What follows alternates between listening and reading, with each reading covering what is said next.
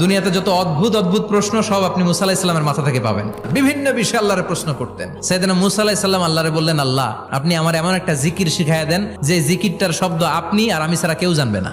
দিনে রাতে সব সময় এই জিকির আমি করব, আপনারে ডাকবো, কিন্তু শর্ত হলো এই জিকিরটা জানবে শুধু আপনি আর জানবো শুধু আমি। আল্লাহ বললেন, মুসা পড়ো লা ইলাহা ইল্লাল্লাহ।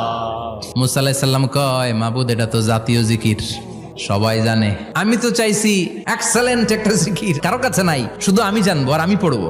আল্লাহ বললেন, মুসা এই লা ইলাহাকে যদি এক পাল্লায় রেখে দাও, তাম বিশ্ব, 7 আকাশ 7 জমিনটারে তুলে যদি তুমি আরেক পাল্লায় রেখে দাও, লা রাজাহাত কাফাতু লা ইলাহা ইল্লাল্লাহ, মুহূর্তের মধ্যে লা ইলাহার পাল্লা ভারী হয়ে যাবে।